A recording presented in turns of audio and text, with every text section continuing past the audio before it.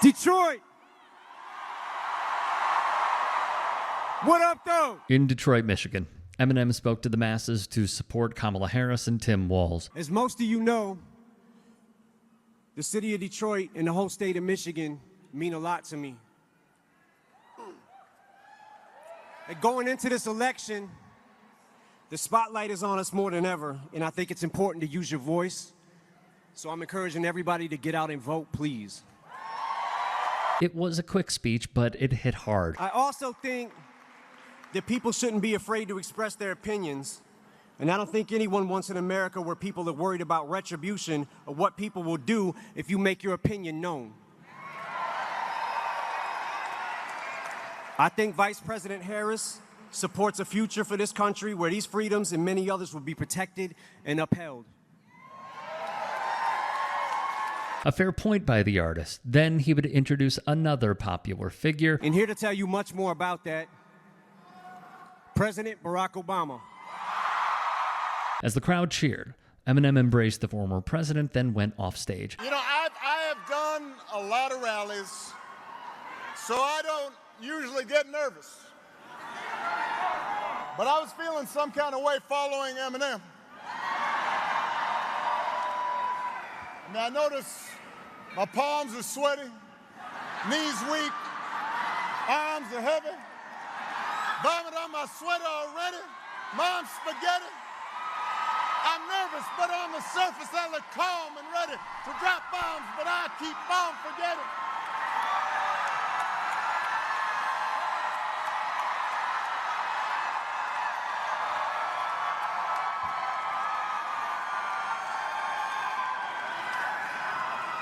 Dun, dun, dun, dun, dun, dun, dun, dun, dun, dun, dun. I thought Eminem was going to be performing. I was going to jump out. Love me some Eminem. It's clear they're pulling out the heavy hitters for this election.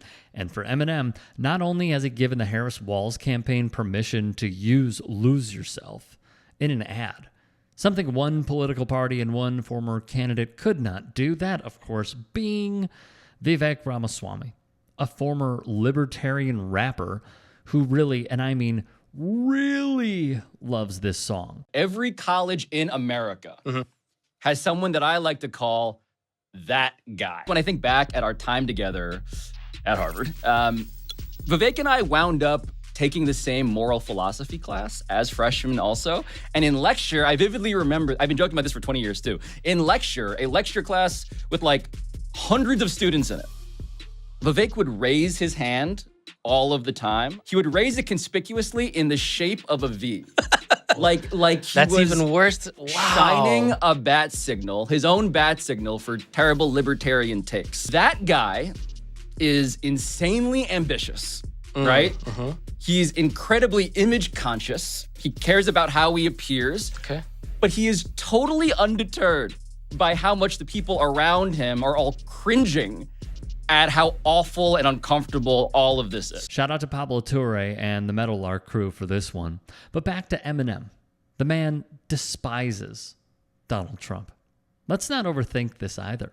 Back in 2017 at the BET Awards, Slim Shady himself dedicated his cipher to the former president, ripping him bar by bar as the a cappella freestyle ran rampant on the ex-pres. Some of the highlights of it would be right here, where Eminem would outline the criticisms that NFL players faced, including how the man who claims to be so patriotic at one point said he likes people who aren't captured, in a not even jab, but a low blow to the late Arizona Senator John McCain. And Eminem would rap about it when Donald Trump said he likes heroes that weren't captured. And also showing the hypocritical nature of how Trump disrespects the military left and right. Remember, there was that Atlantic story where he is said to have called the dead suckers and losers, and how he would never be in the military, which of course we know.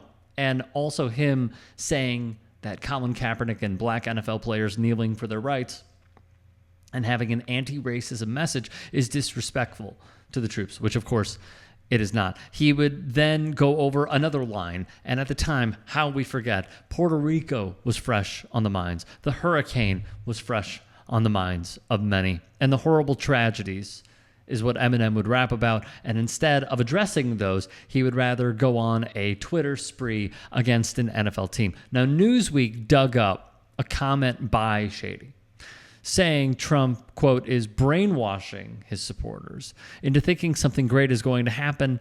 Nothing's happening. Now, let me be clear about something. The MAGA loyalists thought something was happening when it came to January 6th. They also are being strung along to believe that the election is going to be stolen. They are already implementing the roadblocks and the messaging to his base once again. So I agree and disagree with what Eminem is saying. On the surface, of course, yes, he's playing them because that's what he does. He plays everybody that he could possibly deceive for money, for clout, for power, of course. And to say nothing's happening, something is happening, just at the worst level, at the most evil level possible. He would admittedly, Eminem, state, when I start talking about Trump, I get too flustered in my head. And the stuff that I want to say, there's too many things I want to say at once. So sometimes I start talking and I'm not able to convey the message the right way because I just get flustered and frustrated. I think I can only speak for myself, overtly frustrated because we see through it. We can cut through the jargon of BS that he continues to throw in our face over and over again because all that it requires is critical thinking skills.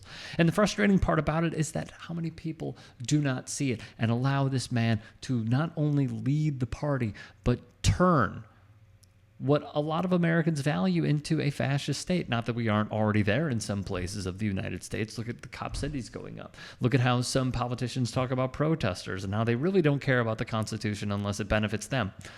I digress. He would add, watching him play to his base that thinks that he cares about them. And it's actually the people that he cares about the blank least. If you're talking about his core being, a majority white middle class, and even lower, what I don't understand is how in the blank do you feel like you relate to a billionaire who has never known struggle his entire blanking life? See, that is a great point as well.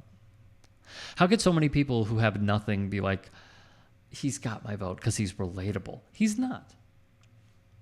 And to piggyback off of that, when he says it's actually the people he cares about the effing least, remember when Howard Stern came out a few years ago and said, it says a lot that he won't invite members of MAGA to his properties. He won't let them golf on his courses. Hitting the nail on the head there. Because we know the reasons why. He views them as filth. He views them as trash. He views them as lower class. He does not want to associate with them unless he has to, mandatorily, be in the same building as them to get a vote. That's it. In that interview, he'd close out saying, I will say this. He, as in Trump, talks a good one. And if you're in his base, let's say you're going to the rallies or whatever, you watch him on television, you hear him talking this blank. There's part of me that understands, like, all right, he somehow still got them because he's brainwashing them into thinking that something great is going to happen. Nothing's happening. I don't know, man. I get really flustered. On Revival, M would also put out these rhymes and he would touch on the Star Spangled Banner. He would associate, rightfully, Trump with a swastika, making it his trademark, and much more.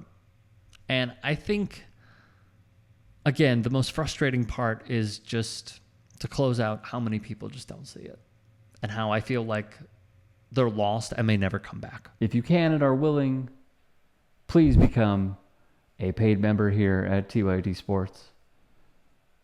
Or go to tyt.com/join. In addition, you can follow me on Twitter, Instagram, and TikTok. Appreciate it. Have a great day.